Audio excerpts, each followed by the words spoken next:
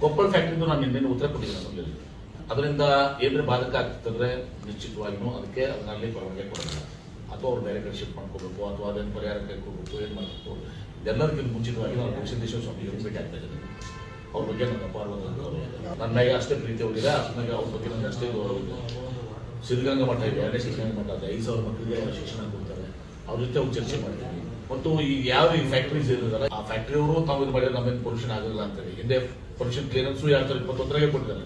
ನಮ್ಮ ಸರ್ಕಾರ ಅಲ್ಲ, ಬಿಜೆಪಿ ಸರ್ಕಾರದಾಗಿ ಕೊಟ್ಟಿದ್ದಾರೆ. ಕೇಂದ್ರ ಸರ್ಕಾರ 20 ಅಪ್ಲೈ ಮಾಡಿದ್ದಾರೆ, ಇಂಡಸ್ಟ್ರಿ ಹೊಲಕ್ಕೆ ಕೊಟ್ಟಿದ್ದಾರೆ. ಈಗ ಮತ್ತೊಮ್ಮೆ ನಾವು ಅದನ್ನ ಚೆಕ್ ಮಾಡ್ತೀವಿ.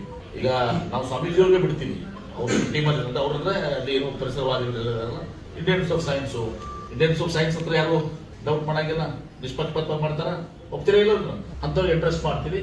ನೋಡಿಕೊಂಡು ಅದರಿಂದ ಬಾಧಕ ಆಗ್ತಿತ್ತಂದ್ರೆ ಅದಕ್ಕೆ ನಿಶ್ಚಿತವಾಗಿಯೂ ಕೂಡ ನಾವು ಜನರ ಸ್ವಾಮೀಜಿಯವರ ಮನಸ್ಸಿಗೆ ವಿರೋಧವಾಗಿ ಜನರ ವಿರೋಧವಾಗಿ ಹೋಗೋದಿಲ್ಲ. ಬಾಧಕ ಆಗದಿದ್ರೆ ಅವ್ರಿಗೆ ನಾವು ಪರವಾನಗಿ ಕೊಡಬೇಕಾಗ್ತದೆ.